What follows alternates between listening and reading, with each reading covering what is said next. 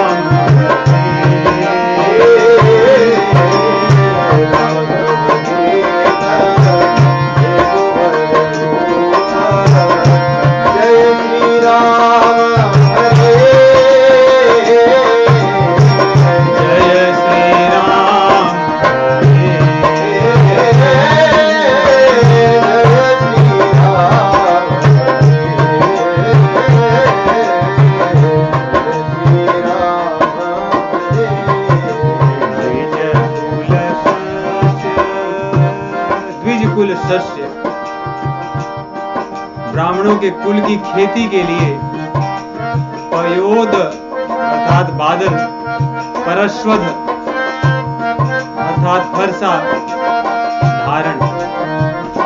जैसे खेती के लिए बादल की आवश्यकता होती है, वैसे ही ब्राह्मणों के कुल की रक्षा के लिए फरसे की आवश्यकता थी। इसलिए उसको लेकर के भगवान है पति गजपति मधवा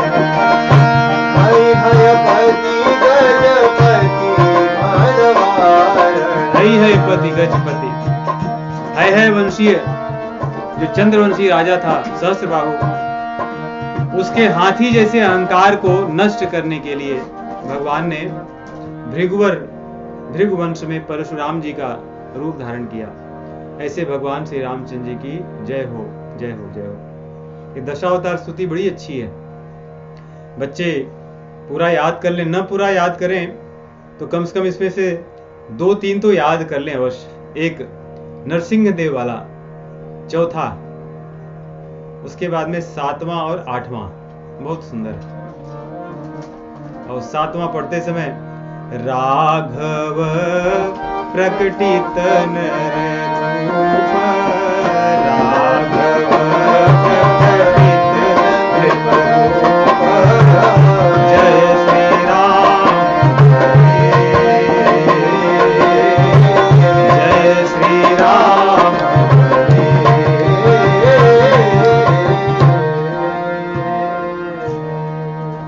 बहुत सुंदर स्तुति है।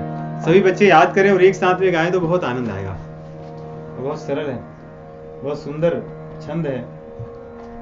चलिए आगे की कथा प्रवाह में प्रवेश करते हैं। तो पिछले सप्ताह हमने देखा कि कागभूषुंड जी की कथा को सुन करके गरुण जी का मोह नष्ट हो गया और गरुण जी संकोच में है, अपनी दीनता को प्रकट करते हैं, परंतु उसको सुन करके कागभूषुंड जी उनका सहयोग करते हैं। ऐसा नहीं कि हाँ नहीं आपको तो मोह हो ही गया था, आप मेरे पास आए, चलो अच्छा है अब आप ठीक हो गए। ऐसा नहीं, कहते हैं कि आपको मोह हो गया था, इसमें कोई बड़ी बात नहीं, तो सबको हो जाता है। ऐसा कहने से जिस व्यक्ति को मोह हुआ था या जिससे कोई अपराध हो गया है, फिर उसके भीतर उसका मनोबल बढ़ता है। इसलिए कागभूषुंड जी कह रहे हैं कि ये कोई बड़ी बात नहीं है, ये तो सबको होता है। भगवान शिव जी को, सनकादि को, ब्रह्मा जी को, आप मेरे पास आए, मुझे भी कई बार हुआ है। नारद जी को कौन बचा? ये ऐसी भयंकर है माया, इससे कोई बच ही नहीं पाया। इसलिए आप चिंता मत कीजिए, सभी लोग वैसे ही हैं। और भगवान ने आपको जो मोह हुआ था वो मेरे कारण करवाया था, मुझ पर कृपा करने के लिए, जिससे आप मेरे पास आओ और मुझ पर उपकार करो। आकर के आपने मुझ पर उपकार किया। इस प्रकार बातें कह करके उनका मनोबल बढ़ाते हैं और अपनी दीनता को प्रकट करते हैं। क्योंकि भगवान की माया के संबंध में कभी भी अभिमान हृदय में नहीं रखना चाहिए। जैसे अभिमान आता है, माया धड़ दबोचती है, क्योंकि बिना माया के अभिमान आ ही नहीं सकता। इसलिए कागभूषुंड जी बड़े सहज रूप से कह रहे हैं, इसमें तुम्हारा कोई दोष नहीं है, मैं भी वैसे हूं, मुझ पर उपकार करने के लिए ये सब लीला भगवान ने रची। पठई मोह मिसे खगपति तोहि, रघुपति दीन बड़ाई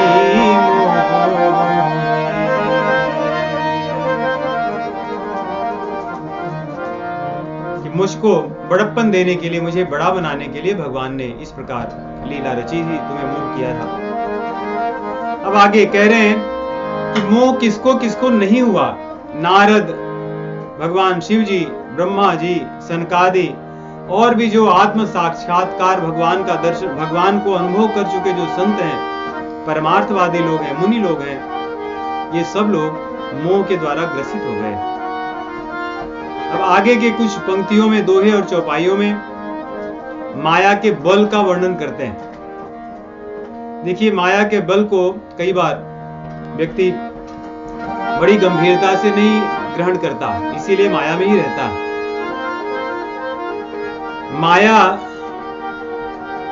हमें ठग लेगी, हमारी शत्रु है, इस भाव से तो सदैव रहना चाहिए, परंतु उसके छल को, पैतरों को, उसकी नई नई युक्तियों को, इनको अवश्य ध्यान में रखना चाहिए।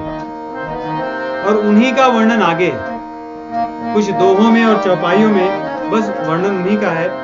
अगर ये चौपाइयां हम हृदय में धारण करें तो माया से सरलता से बच सकते हैं। कि क्या क्या लक्षण है। मोहन अंध कीन देहि केहि, ओ जग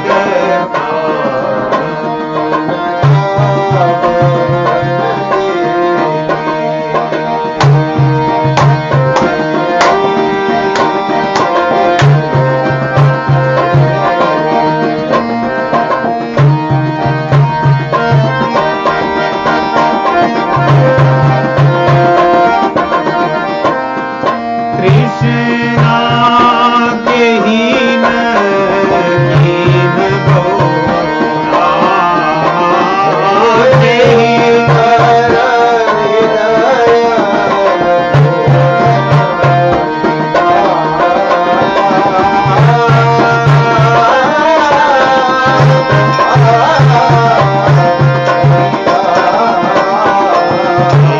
ज्ञानी तापस सूर कवि, कोविद गुण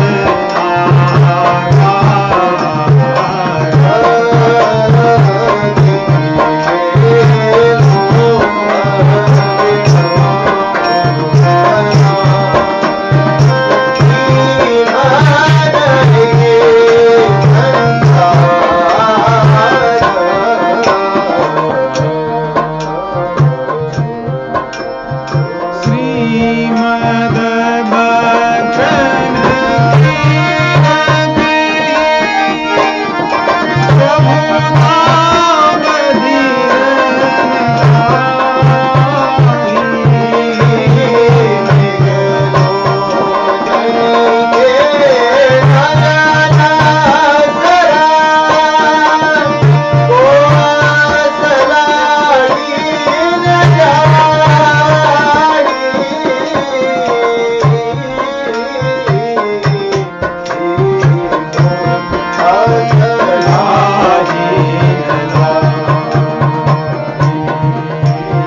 गुणकृत संज्ञा बात नहीं तेरी,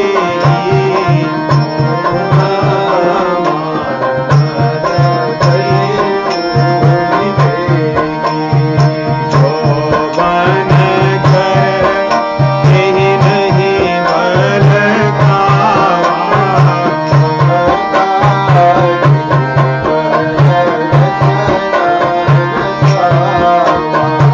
मच्छर काही करंग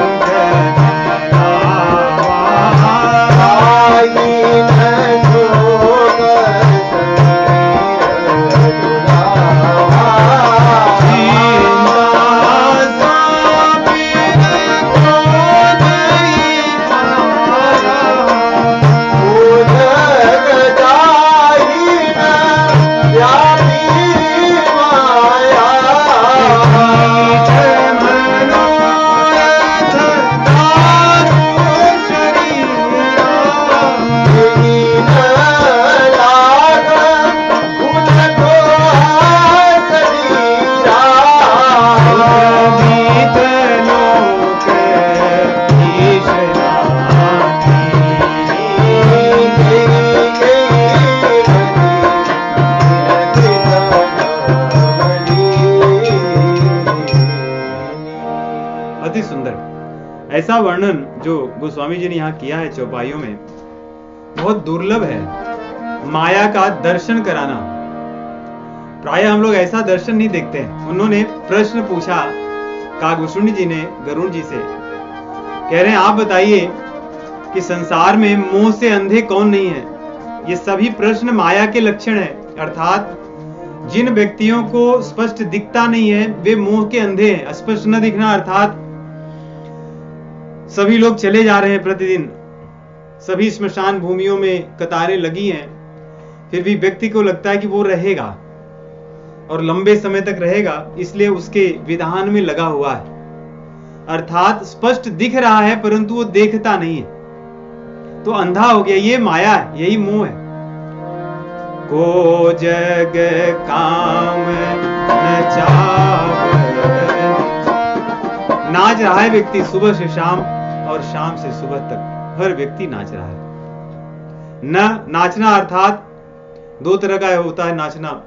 एक तो वैसे जैसे नर्तकी भी नाचती है तो किसी के संकेत पर, इशारे पर नाचती है, उसको कुछ मिलना होता है।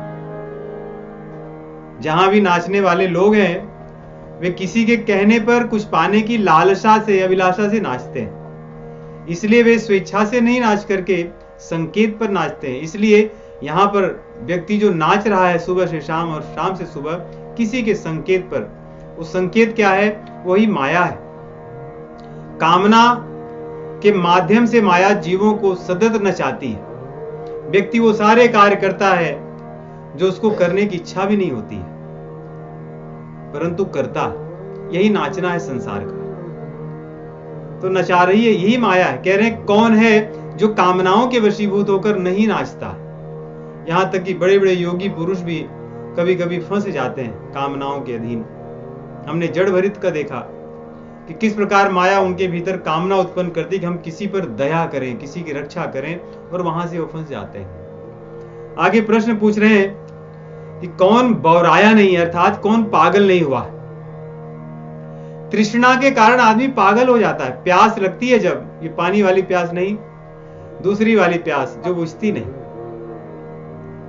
अब इतना मिल जाने पर प्यास बुझ जाएगी, ऐसी जो प्यास है ये व्यक्ति को पागल कर रखी है। उसे पता नहीं कि वो क्यों इतना बटोर रहा है। उसको आवश्यकता है नहीं उतनी, परंतु बटोरने में लगा, अपने पूरे अनमोल जीवन को लगाता है। यही बौराना है, अर्थात पागल हो जाना है, जिसको पता नहीं चलता क्या करना है क्या नहीं। और हृदय, किसके हृदय में जलन नहीं है? क्रोध के कारण। क्रोध से व्यक्ति पागल है, जल रहा है। आगे प्रश्न पूछते हैं, लोभ ने किसकी संसार में, कहते हैं ना कि किसको निर्लज्ज नहीं किया। लोभी व्यक्ति कभी न कभी समाज के सामने निर्लज्ज हो ही जाता है। तो कह रहे हैं ऐसे कौन है जिनकी विडंबना संसार में लोभ ने नहीं कराया। लोग देखते हैं और दूसरों कहते हैं अरे लोभ बुरी बला है, इससे दूर रहना चाहिए, परंतु उन्हें पता नहीं चलता वो स्वतः उसी के अधीन है। तो ये माया के लक्षण है। आगे श्रीमद बकरन कीन कही, कौन कौन लोग टेढ़े नहीं हुए हैं अधिक श्री को पाकर के, ऐश्वर्य, लक्ष्मी, वैभव को पाकर के।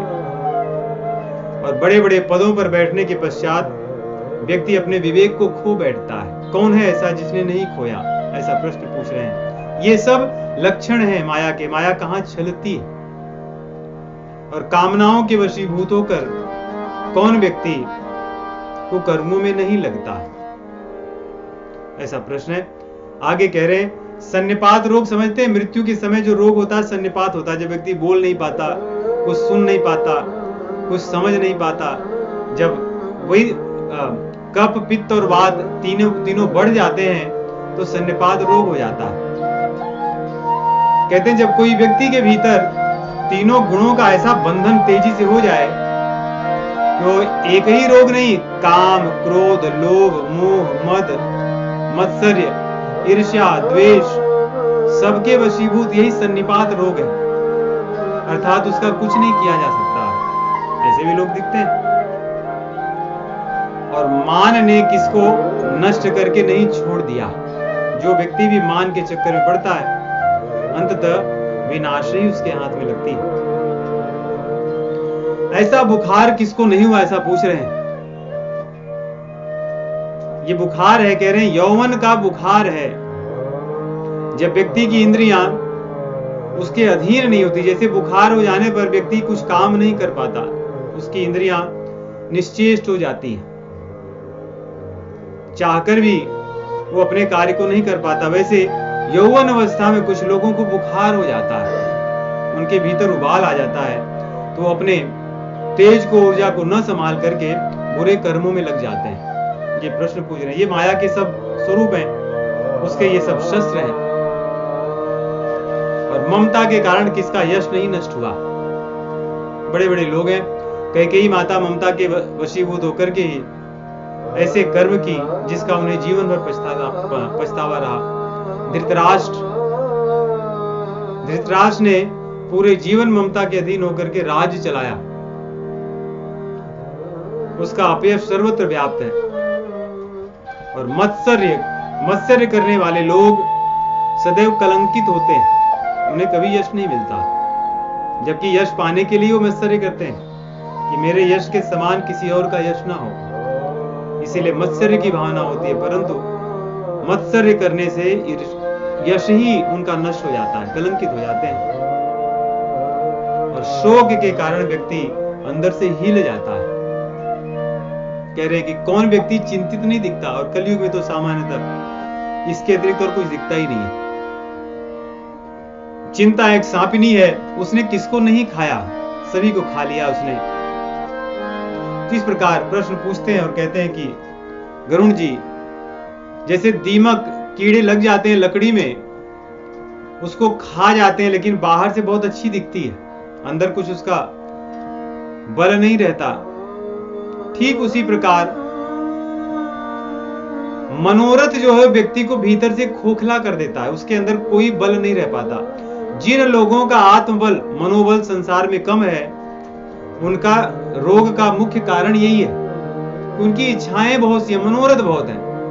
ये हो जाता तो, वैसा हो जाता तो, ऐसा करूंगा ऐसा हो जाएगा तो, ऐसा कह देंगे तो, ऐसा नहीं करेंगे तो, ये मनोरथ है। मेरी इच्छाओं में बाधा आ जाएगी। तो जिन लोगों के मनोरथ अधिक होते हैं संसार में, या मनोरथ पर ही जो जीते हैं, उनका आत्मबल, मनोबल कभी नहीं रहता।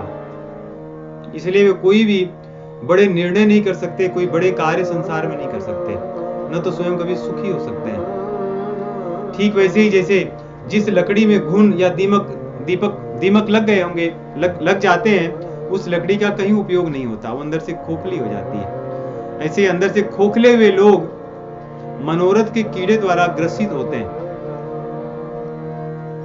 और तो इस प्रकार कह करके इन सभी चीजों को एक चौपाई में कहते हैं, सुत बीत लोक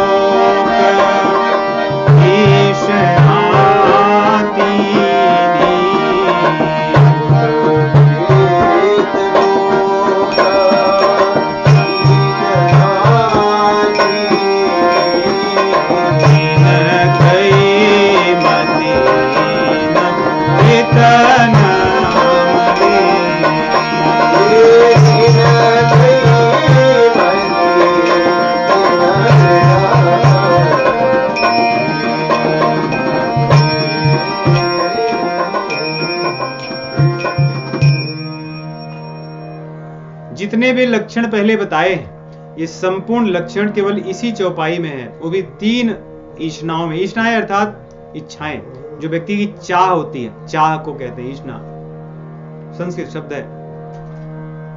सुतवित लोक, इसकी हमने पहले भी चर्चा और व्याख्या की है।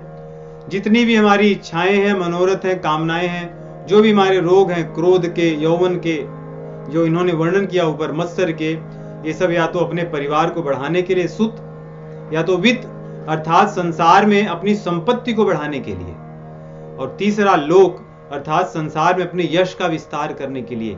इन्हीं 3 चीजों के लिए। इन तीनों को हम छोड़ दें, और तीनों को नहीं छोड़ सकते एक दिन में, तो पहले को छोड़ना शुरू करें। सबसे सरल गृहस्थों को छोड़ने के लिए लोक इच्छा है आरंभ में, और जैसे जैसे वो बड़े होते हैं तब लोक इच्छा बढ़ जाती है। ऐसा भी है रोग। अगर आप ध्यान से देखें, सुत वित्त लोक, गृहस्थ जीवन के आरंभिक अवस्था में लोक इच्छा उतना महत्वपूर्ण नहीं रखती। संसार कहे, सोचे, जो मन में आए उसको अपने परिवार से संबंधित ही क्रियाएं करनी होती है। इसलिए गृहस्थ जीवन के आरंभिक अवस्था में यदि लोक इच्छा कम है, उसमें छोड़ना आसान है, छोड़ दें उसे, बहुत सरल है।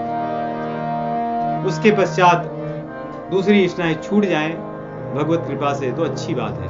न छूटने पाए तो रोना चाहिए भगवान के सामने बैठ के कि कब छूटेगी, यही मुझे बात कर रखी है। इन इच्छाओं को छोड़ने के लिए ही सारे साधन हैं।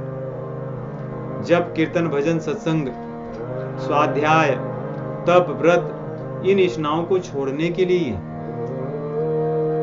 यदि इच्छाएं न छूटती हो तो भगवान सामने बैठकर रोना ही चाहिए, हमें प्रार्थना करनी चाहिए कि छूट जाए।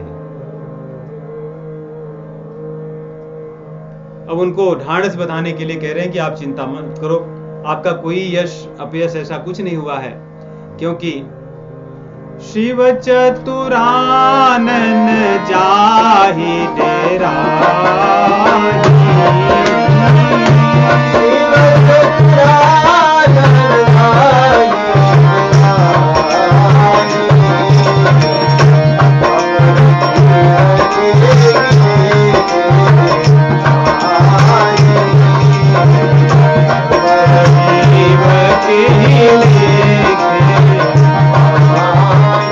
वरुण जी आप चिंता क्यों कर रहे हैं? शिव चतुरानन, ब्रह्मा जी और शिव जी भी डरते हैं इससे। आप तो इतने ढीठ निकले कि आपने लड़ लिया, भले आपको माया व्याप ली तो क्या हुआ, इसलिए आप चिंता मत कीजिए, कोई बात नहीं है। और इससे लड़ना बहुत कठिन है। क्यों? अब हम देखिए क्यों लड़ना कठिन है।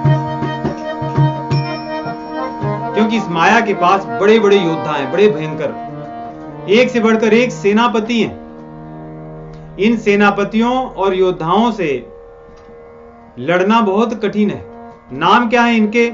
काम आदि ये सब छोटे छोटे हैं, दंभ पाखंड ये सब बड़े बड़े हैं। क्योंकि देखिए कामनाएं, लोभ, क्रोध, मद, मत्सर्य दिख जाते हैं बाहर, लेकिन ईर्ष्या, दंभ, पाखंड नहीं दिखता। ये इतना सूक्ष्म है, ये बहुत बड़े बड़े भयंकर लोग हैं। कई बार बहुत ऐसा नहीं लगता कि आदमी का जीवन बीत गया, ये बड़े तो मन में शांत रहने वाले व्यक्ति थे, किसी की कामना नहीं थी। बाद में पता चलता अरे इनकी कामनाएं इतनी थी, इतना इन्होंने पूरा जीवन ही इसके पीछे लगा दिया, क्योंकि उन्होंने पाखंड से अपने आप को, अपना पूरा आवरण पहन रखा था। कपट पूर्वक उन्होंने पूरे जीवन में, जीवन भर संसार से व्यवहार किया कि किसी को पता तक नहीं चला कि इनके भीतर इतने मनोरथ कीड़े सब बैठे हुए थे। इसलिए कह रहे हैं काम आदि तो ठीक है, ये सब तो सेनापति हैं, लेकिन भयंकर कौन लोग हैं? दंभ, पाखंड है, कपट है। क्योंकि ये तो ऐसे योद्धा हैं कि दिखते नहीं, सब बाद में पता चलते ही भी थे। तो इस प्रकार कह रहे हैं, परंतु ये सब माया जिसके इतने बड़े बड़े शत्रु, इतने बड़े बड़े सेनापति हैं और योद्धा लोग हैं, ये रघुवीर की दासी है। और उनकी शरण में जो जाता है वो इन योद्धाओं से बच जाता है, योद्धा कुछ नहीं कर पाते। और यही सिद्धांत है भक्ति मार्ग का मूल, जो दैन्यता का भगवान के प्रति भाव रखने का मूल कारण यही है कि रघुवीर की दासी है ये माया, और हम रघुवीर की शरण में रहेंगे, बस उनका नाम लेंगे, उनसे प्रार्थना करेंगे, अपनी असहायता को, निर्बलता को उनके चरणों में समर्पित करेंगे। यही इस दोहे में कह रहे हैं कि छूटन राम कृपा बिनु नाथ कहूं पद रोपे। मैं आपके चरणों को पकड़कर कह रहा हूं कि रामचंद्र जी की कृपा के बिना ये माया कभी नहीं छूट सकती। यदि आपको लग रहा है कि मेरे यहाँ इस आश्रम में माया नहीं है, तो ऐसा मत सोचिए, यहाँ पर रामचंद्र जी की कृपा साक्षात विराजमान है, इस कारण माया नहीं है, क्योंकि माया उनकी दासी है। ऐसा कह करके आगे अपने माया के जीवन को बताएंगे। भगवान श्री रामचंद्र जी की स्तुति करते हैं। स्तुति भगवान को बड़ी प्रिय है, हम भी स्तुति को गाएंगे। जो माया सब जग ही न चावा, जा सुचरित लखि काहू पावा, सोई प्रभु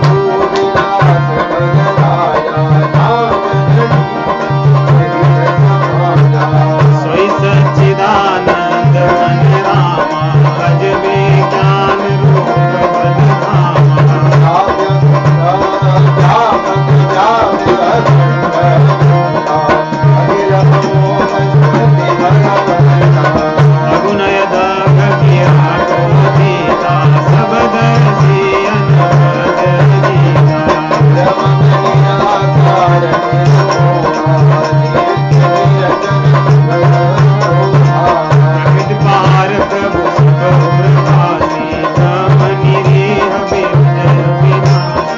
राम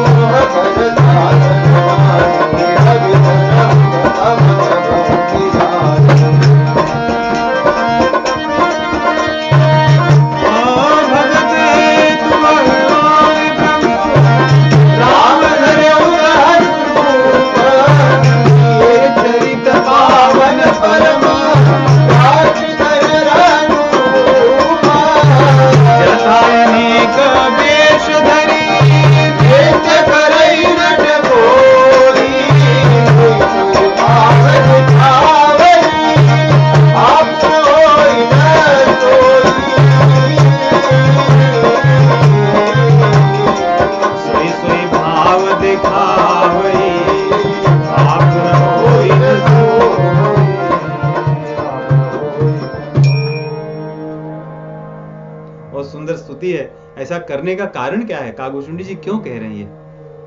क्योंकि मोह इसीलिए हुआ था। रामचंद्र जी के उस नागपाश के बंधन वाले स्वरूप को जब गरुड़ जी ने देखा था, तब उनके मन में हुआ कि ये रामचंद्र जी हैं क्या? ऐसे नहीं हो सकते भगवान, क्योंकि वो तो गोतीत हैं, गुणातीत हैं, निर्गुण हैं। भगवान तो ऐसे हो ही नहीं सकते कि बंधन में बंध जाएं, उनमें कोई दोष दिखे। इसलिए यहाँ पे जितने भी इनके भगवान के गुण बता रहे हैं यही हैं कि भगवान गुणातीत हैं, भगवान अरूप हैं, अनीय हैं, अदब्र हैं, निर्वध्य हैं।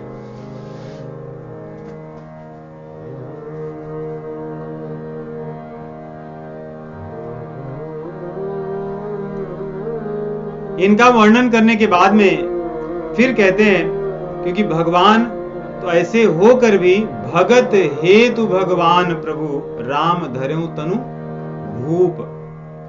भगवान तो ऐसे हैं ही, परंतु अपने भक्तों के लिए वो कोई भी स्वरूप धारण कर सकते हैं, और स्वरूप धारण करके वो जो भी चरित्र करते हैं वो सदैव पवित्र रहता है, वो माया के परे होता है, वो माया के अधीन नहीं होता। उदाहरण देते हैं, कहते हैं जैसे कोई नट है, वो अलग अलग रूप धारण करके नाचता है, गाता है या कोई भी क्रियाएं करता है, तो वो नट न तो, जैसे मान लो कोई व्यक्ति है, वो अभिनय करते हुए घोड़ा बना हुआ है अभिनय का। पहले घोड़े की नाच होती थी, घोड़ा आदमी ही घोड़ा बनता था और नाचता था, तो है तो वो व्यक्ति, लेकिन बना है घोड़ा, तो वो व्यक्ति घोड़ा नहीं है, और ना तो जो घोड़ा दिख रहा है वो व्यक्ति है।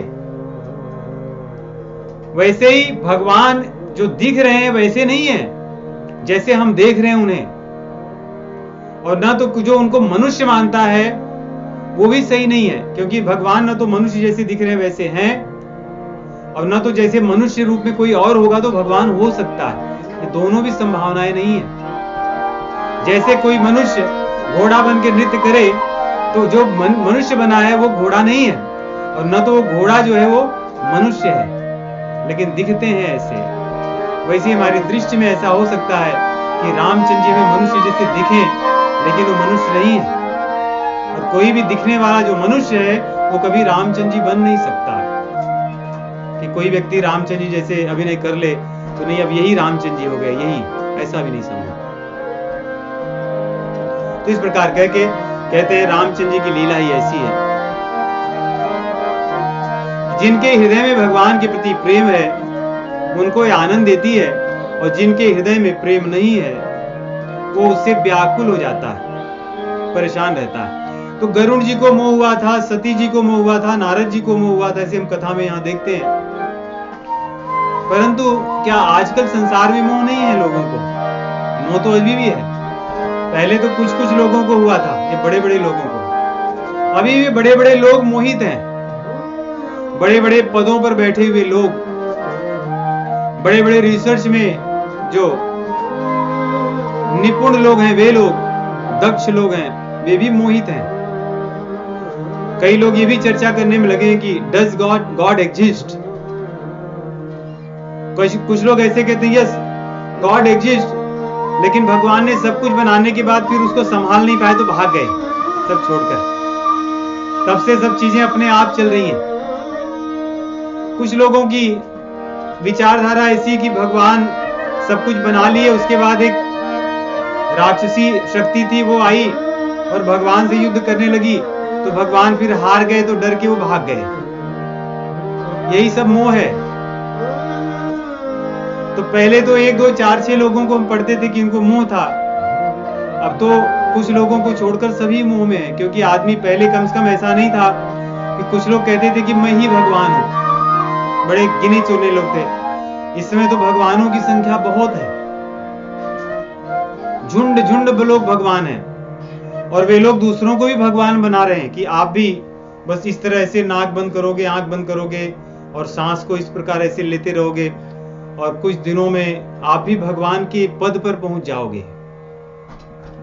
और उसमें वो चौपाइयां भी बताते हैं कि जानत तुम्हें हो जाई, कि जैसे तुम यहां पर आओगे तुम वही हो जाओगे, ऐसा शास्त्रों में भी कहा गया है। तो इस प्रकार यही मोह है तो इसलिए गोस्वामी जी यहाँ लिखते हैं काकभूषुंड जी के माध्यम से, अस रघुपति लीला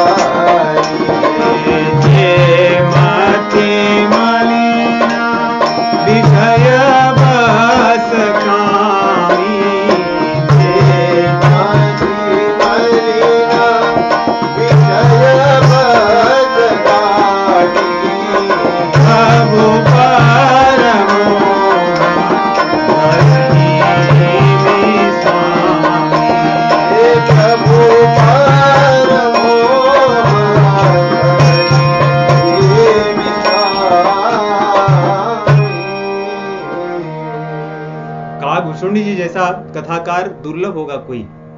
कहते हैं कि सामने वाले के दोष को उठाकर उसके हाथ में रख दें, उसकी हथेली पे, और वो भी खुशी खुशी ले ले। तो जैसे कुम्हार होता है, एक हाथ बाहर रखता है और एक अंदर से मारता है और बाहर से रोक कर रखता है, जिससे वो बाहर फूट न जाए। काकभूषुंड जी आरंभ से यही कर रहे हैं, जाते उनके चरण को धो करके उनको प्रसन्न कर लिए, उसके बाद में उनकी प्रशंसा भी कर दिए, उनके मुंह को बहुत ही सामान्य ढंग से बता करके कि सभी लोग मोहित होते हैं। और यहां पर देखिए कह रहे हैं, अस रघुपति लीला और गारी धनुज विमोहन जन सुखकारी, कि भगवान की लीला ऐसी है कि जो राक्षस लोग होते हैं उनको मोह हो जाता है और जो भक्त लोग होते हैं उनको आनंद आता है। तो गरुण जी को कह रहे हैं कि आपकी बुद्धि राक्षसी हो गई थी, इसलिए आपको मोह हुआ, क्योंकि भक्त लोग रहते तो रामचंद्र जी की उस लीला को देख के प्रसन्न होते, आनंद लेते। अभी भी ऐसी नहीं, सब लोग परेशान हैं जो भगवान की लीलाओं को लेकर जितनी चर्चाएं चलती हैं, सब होती हैं, ये धनुज लोगों का लक्षण है। और जो भगवान के भक्त हैं वो अपनी भगवान की कथा को श्रवण करते हैं, कहते हैं, नाचते गाते हैं और आनंद लेते हैं। वे लोग बहुत थोड़े बचे हैं, बाकी लोग अधिक हैं संसार में। इतना कहकर के काकभूषुंड जी रुके नहीं, आगे कह रहे हैं, जे अति मलिन विषय बश कामी, जिनकी मति मलिन है, जिनकी बुद्धि एकदम दोषों से भरी हुई है और जो विषय और कामनाओं से भरे हैं, ऐसे लोग ही वास्तव में भगवान पर शंका करते हैं, संदेह होता है। और ये बात कहते हुए उन्हें कहते हैं स्वामी, काकभूषुंड जी को संबोधन स्वामी कहते हैं, और लेकिन कहते हैं कि आपकी बुद्धि बड़ी मतलब दोषों से भरी हुई है या भरी हुई थी। तो ये भी एक कला है कि किसी व्यक्ति को अगर उसके दोषों को का दर्शन कराना है तो उसकी प्रशंसा भी साथ साथ में करते रहनी चाहिए, जिससे वो सुन सके। अन्यथा गरुण जी जैसा व्यक्ति जो भगवान के सानिध्य में सदैव रहते हैं, हो सकता है उन्हें बात ठीक भी ना लगे, या ठीक भी लगे फिर भी काकभूषुंड जी के लक्षण ऐसे सुशील हैं, चरित्रवान है, शीलवान है, इसलिए बात को इस प्रकार कहते हैं। आगे कह रहे हैं कि दोष भगवान में नहीं है, दोष हम में है, हमारी दृष्टि में दोष है, इसलिए हम भगवान को भगवान नहीं मानते, उन्हें मनुष्य या मनुष्य के जैसा मानते हैं। जैसे किसी को अगर पीलिया हो जाए तो उसको चीजें पीले रंग की दिखती हैं, रतौंधी हो जाए तो रात में दिखना बंद हो जाता है। तो इसलिए किसी वस्तु में बाहर दोष नहीं है, बल्कि हमारे नेत्रों में ही दोष है, दोष दृष्टि में। उदाहरण देते हैं, जब कोई व्यक्ति नौका पर बैठकर चलता है तो उसको लगता है पूरी पृथ्वी सब घूम रही है, वो एक जगह स्थिर खड़ा है। या हम ट्रेन वगैरह में चलते हैं, रेलगाड़ी में, तो ऐसे ही बचपन में लगता था कि अरे सब चल रहा है, हम तो बैठे हैं। बच्चे जब खेल खेल करके घूमते हैं तो उन्हें लगता है कि वो खड़े हैं बाकी घर पेड़ इत्यादि सब घूम रहे हैं। तो कह रहे हैं जैसे बच्चों की बुद्धि है, उनको विवेक नहीं है, इसलिए ऐसा बता रहे हैं कि जिनकी बुद्धि बचकाना है वे लोग ही ऐसा सोचते हैं। समुद्र में जहाज में बैठा हुआ व्यक्ति वो अधिक कुछ नहीं देख सकता, वो एक ही चीज देख रहा है, जल ही जल सर्वत्र। इसलिए जिसकी दृष्टि में एक ही चीज दिखता है, विवेक नहीं है, वही ऐसी धारणा कर सकता है। इन सभी उदाहरणों में यही कारण है बताने का, नहीं तो और भी कुछ कह सकते थे। समुद्र में रहने वाला व्यक्ति अधिक वस्तुओं को नहीं देख सकता, वो बहुत ही सीमित हो जाता है। वैसे जिनकी बुद्धि सीमित है वे लोग ही इस प्रकार की धारणा रखते हैं। और इस प्रकार समझा करके अब आप आगे अपने मोह का वर्णन करते हैं। एक यहां बड़ी सुंदर बात समझा रहे हैं। निर्गुण रूप सुलभयति सगुण जान नहीं कोई, सुगमय गम नाना चरित सुनि मुनि मन भ्रम होई। ऐसा लगता है कि ये जो दोहा है और भगवत गीता में जो भगवान कहते हैं क्लेशोधिक तरस तेषाम अव्यक्ता सक्त चेतसाम अव्यक्तो ही गतिर दुख देहवद्भिर अवाप्यते, 12वें अध्याय का पांचवा श्लोक। और यहाँ पे दोनों में ऐसा लगता है कि दोनों विपरीत हैं एक दूसरे के। वहां पे भगवान कहते हैं भगवत गीता में कि क्लेशोधिक तरस तेषाम अव्यक्ता सक्त चेतसाम, कि निर्गुण रूप कठिन है, परंतु यहाँ काकभूषुंड जी कह रहे हैं कि निर्गुण रूप सरल है, सगुण कठिन है। परंतु कोई भेद नहीं है, दोनों सही है। यदि हम भक्ति मार्ग में जाना चाहते हैं तो निर्गुण रूप से यदि भक्ति में जाएंगे तो बहुत कठिन है, भगवान से प्रेम नहीं हो सकता, क्योंकि प्रेम के लिए तो सगुण ही आवश्यक है। क्योंकि देहवद भी अवाप्यते, अव्यक्तो ही गतिर दुख देहवद भी, क्योंकि हमारे पास शरीर है, हमारे हाथ हैं, कान है, आंख है, हमारी इंद्रियां हैं, 5 कर्मेंद्रियां, 5 ज्ञानेंद्रियां, इसलिए हम उनसे संबंध स्थापित करना चाहते हैं। सगुण में सरल होगा संबंध स्थापित करना और भगवान से भक्ति भाव से जुड़ना, निर्गुण में सब नहीं है। इसलिए 12वें अध्याय का 5वां श्लोक सही है, वैसे ही है। और यहां पर भी सही कह रहे हैं, यदि कोई व्यक्ति भगवान को समझना चाहता है तो निर्गुण रूप सरल है, इसीलिए संसार में निर्गुण मानने वालों की संख्या बहुत अधिक है, सगुण मानने वालों की संख्या कम है।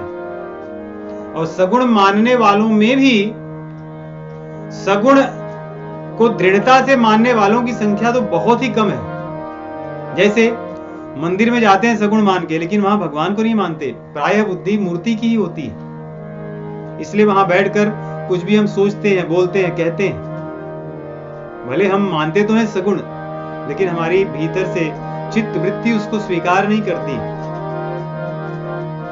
भले हम कहें तो उस बात को लेके काकभूषुंड जी कह रहे हैं कि निर्गुण बातें अच्छी लगती, भाई भगवान तो सर्वव्यापी, हाँ हैं, मानते हैं सब लोग, भगवान गुणातीत है, हाँ ऐसे सही बात है, भगवान गुणातीत है, सब कुछ भगवान ही करने वाले हैं, एक एक पत्ता हिलता है उनकी इच्छा से। ये सब भगवान के निर्गुण स्वरूप के शक्ति का वर्णन है, उनके ऐश्वर्य का वर्णन है। परंतु सगुण में क्या है कि भगवान प्रकट होकर के तुम्हारे सामने कुछ भी कर सकते हैं, ये विश्वास कम होता है। जैसे हम हनुमान जी को बहुत मानते हैं, फिर भी हनुमान जी के सामने बैठ करके ये नहीं मानते कि हनुमान जी यहीं बैठे हैं, कुछ बातें किसी से कह सकते हैं, हंसी मजाक कर सकते हैं, उनके सामने कुछ खा सकते हैं, मर्यादा को भूल सकते हैं। ये सब इसलिए कि हम अंदर से वो हमारी धारणा पुष्ट नहीं है। इसलिए कह रहे हैं सगुण अगम नाना चरित्र, क्योंकि सगुण के चरित्र विविध प्रकार के हैं, वो अगम है, समझना कठिन है। जैसे कोई भक्त, कई भक्तों की जो जीवनी है उसको पढ़कर विश्वास नहीं होता कि ये बात सच होगी, इसलिए अगम है। लेकिन जैसे कोई कहे कि भगवान सूर्य को नियंत्रित करते हैं, समझना सरल, हाँ भगवान सूर्य को नियंत्रित करते हैं, भगवान जल को, वायु को नियंत्रित करते हैं, हाँ ठीक है। लेकिन भगवान प्रकट होकर के इनके सामने ऐसा कहे,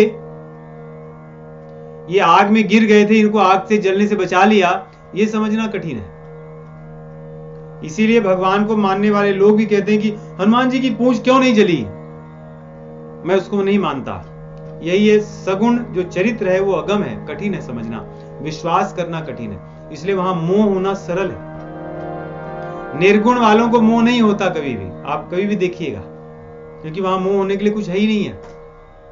मोह तो सगुण में ही होता है। जैसे आर्य समाज का आरंभ भी वहीं से हुआ था। सगुण मानने वाले थे, भगवान को मानना भी बंद नहीं किए, लेकिन निर्गुण हो गए, बस यही हुआ। क्योंकि सगुण चरित्र को समझना कठिन है, अगम है। तो इसलिए यहां कह रहे हैं, निर्गुण रूप सुलभयति सगुण जान नहीं कोई, सुगमय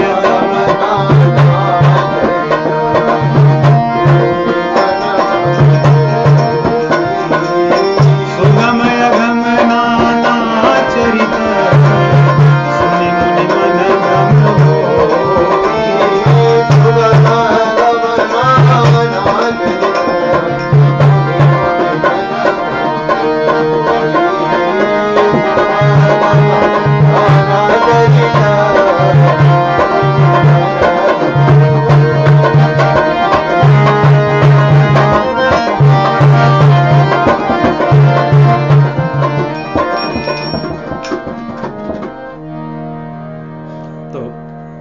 कह करके आगे कह रहे हैं कि एक मैं अपनी बात बताता हूं, ये भी मेरी बड़ी प्राइवेट बात है, ये किसी को पता नहीं है।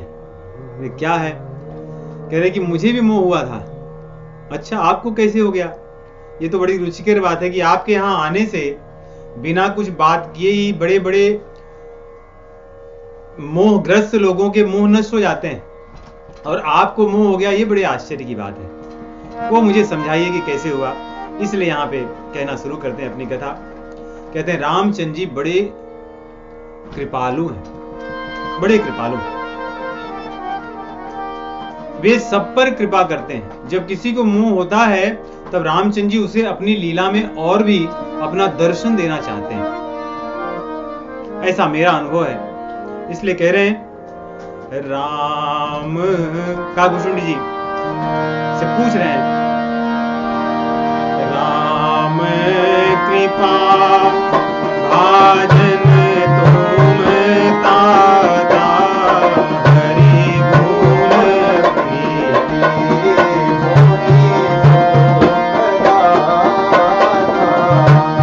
काकभूषुंडी जी कह रहे हैं गरुड़ जी से कि आपसे मैं अपनी निजता की बातों को बिना छिपाए रहस्यमय बात इसलिए बता रहा हूं कि राम कृपा भाजन तुम ताता, रामचंद्र जी ने तुम्हें बड़ी कृपा करके मेरे पास भेजा है। हो सकता है मेरी इन अनुभवों को बताने के लिए ही उन्होंने आपको मेरे पास भेजा हो, कि मैं अपने अनुभवों को कहूं आपसे। इसलिए मैं आपसे कोई भी चीज छिपाऊंगा नहीं, जो एकदम रहस्य की बातें हैं उसको मैं बताऊंगा, और ये बड़ा ही परम मनोहर रहस्य है जो लोगों को पता नहीं है। भगवान का एक स्वभाव है कि जब भी किसी जीव को अभिमान हो जाता है, तो यहां पर काकभूषुंडी जी गरुड़ जी के पुनः उस जड़ कारण जो थी, जिसके कारण उन्हें मोह हुआ था, जो भगवान शिव जी ने जिस कारण यहां भेजा था, याद है? भगवान शिव जी गरुड़ जी को भेजे थे क्यों? उनके मन में विचार आया था कि होई ही कीन्ह कबहू अभिमाना,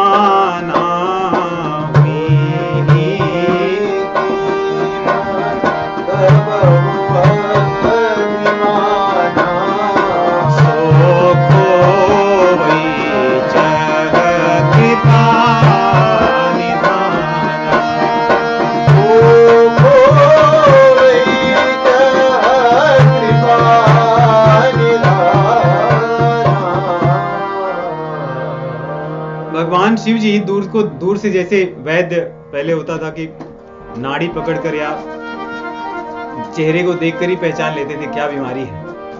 वैसे भगवान शिव जी बड़े वैद्य हैं, कहते हैं सदगुरु वैद्य वचन विश्वासा। और भगवान शिव जी तो तुम त्रिभुवन गुरु वेद बखाना, त्रिभुवन के वैद्य हैं वो, गुरु वैद्य। तो देख के ही वो बीमारी को पहचान लिए थे, इसलिए उन्होंने काकभूषुंड जी के पास ही भेजा था, तुम्हारा उपचार उसी वैद्य के पास होगा। उसी बात की ओर संकेत कर रहे हैं कि मुझे भी एक बार अभिमान हो गया था, और भगवान को अभिमान कभी नहीं अच्छा लगता। देखिए भगवान सब कुछ सह लेते अपने प्रति। हम अज्ञानी हो, हमें कोई भी ज्ञान न हो, और अज्ञानतावश हम कितने भी अपराध कर लें भगवान के प्रति, यहां तक कि अज्ञानतावश किए गए अपराध अन्य स्थानों पर भी भगवान क्षमा करने के अवसर प्रदान करते हैं, जिससे हम उससे छूट जाएं। परंतु अभिमानी व्यक्ति कभी अनजाने में कोई अपराध नहीं करता, वो जानबूझकर करता है। जैसे रावण को पता था वही भजन न तामस देहा, उसने पता है उसे, परंतु अभिमानवश भगवान के शरणागत नहीं हुआ, उनसे वैर करता ही रहा। तो यह अभिमान जीव को भगवान से सदैव दूर रखता है। सूरदास जी का पद है कि गर्भ गोविंद भावत नाही,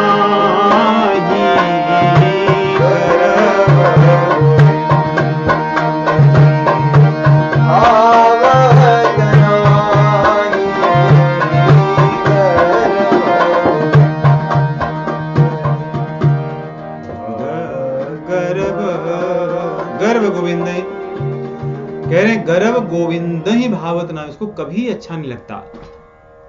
भाना और अच्छा न लगना बड़ा अंतर है। भाना मतलब जैसे कहते हैं ना कि ये रंग मुझे भाता ही नहीं, मतलब मैं उसको किसी प्रकार नहीं चाहता, तो इसे गर्व है। काकभूषुंड जी कह रहे हैं, सुनहु राम कर स्वभाव नहीं सहज स्वभाव, जन अभिमान न राखें काहू। अगर उनके भक्तों में कहीं लक्षण दिख जाए, जैसे उद्धव जी में थोड़ा सा भगवान को दिख गया था कि इनके भीतर ज्ञान का अभिमान है, भगवान ने गोपिकाओं के पास भेजा था उन्हें, जिससे उनका गर्व नष्ट हो जाए, और हुआ वही। भगवान अपने भक्तों के भीतर कभी भी अभिमान को रख ही नहीं सकते, क्योंकि भगवान उसको शूल मानते हैं। जैसे किसी के छोटे बच्चे के किसी अंग में कुछ गड़ जाए, कांटे या सुई इत्यादि, तो मां कभी नहीं रह सकती। यहां तक कि अगर मां किसी बच्चे को फोड़े हो जाए, यहां काकभूषुंड जी कहते हैं फोड़ा हो जाए और बच्चा उसको बचा कर रखे कि नहीं मैं इसको तो कुछ नहीं करना चाहता क्योंकि पीड़ा होता है, कहते हैं मां बच्चे को अधिक प्रेम करती है, परंतु वो स्वयं उसको ले जाती है, उसको चिरवाती है, कटवाती है, उसकी सर्जरी करवाती है। भले वो बालक बहुत रोए, आजकल तो एनेस्थेसिया से बालक नहीं रोते, परंतु पहले तो फोड़ों को वैसे ही चीरा जाता था बिना एनेस्थेसिया के, बिना अचेत किए। इसलिए कहते हैं संश्रित मूल शूल प्रदनाना सकल शोक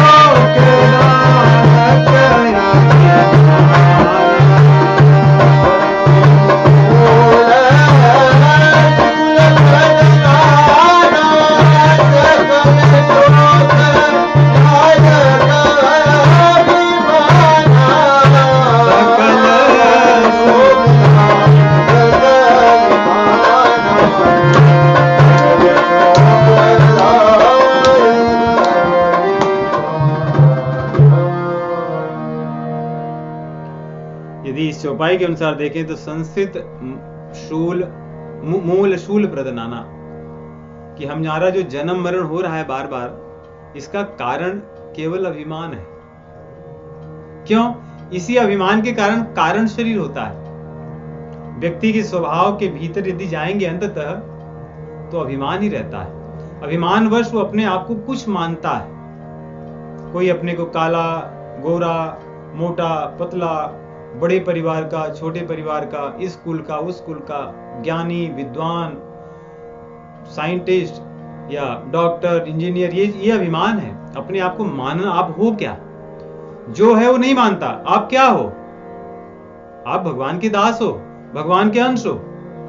लेकिन ये कहां, हम वो कभी सोचते ही नहीं। हम तो बाहरी चीजें, यहां तक कि व्यक्ति कहां किस स्थान पे जन्म हुआ है वो अभिमान, किस परिवार में हुआ है वो अभिमान, यहां तक कि भाषाओं के आधार पर अभिमान, समाज के आधार पर, जाति के आधार पर, और एक पता नहीं कितने प्रकार के अभिमान है। इसीलिए कितने बड़े बड़े गुट बने, गुटों में गुट, गुटों में गुट और गुटों में गुट, लेकिन किसी व्यक्ति को कोई लेना देना नहीं। लेकिन हम हैं कौन? हम तो भगवान के अंश हैं। ये वास्तविक अभिमान है। अस अभिमान जाय जन भोरे, मैं सेवक रघुपति पति मोरे। यही अभिमान वास्तविक अभिमान है, परंतु इसको छोड़कर हमने सारी चीजों को मान रखे हैं। हम स्त्री हैं, हम पुरुष हैं, हम बालक लोग हैं, हम बूढ़े लोग हैं, सबका ग्रुप है अपने अपने। तो ये सारे अभिमान है। इन अभिमानों के कारण व्यक्ति का स्वभाव वैसे ही बदलता है, वो वैसे ही सोचता है, वैसे ही विचार रखता है, और अंततः शरीर छूटने के बाद में उसी प्रकार की विचारधारा के कारण वैसी अलग अलग योनियों में जन्म लेता है। इसलिए हमारा यदि जन्म न हो अगला, तो हमें इसी पर काम करनी चाहिए। हमने जो पढ़ा सुत वित्त लोक ईशना तीनी, उसके जड़ में अभिमान है। वास्तव में उसके जड़ में यदि जाओगे तो अभिमान है कि हम ऐसे ही होने चाहिए, हमारे पास इतना होना चाहिए, हमारा इतना नाम होना चाहिए। सब अभिमान के कारण ही है।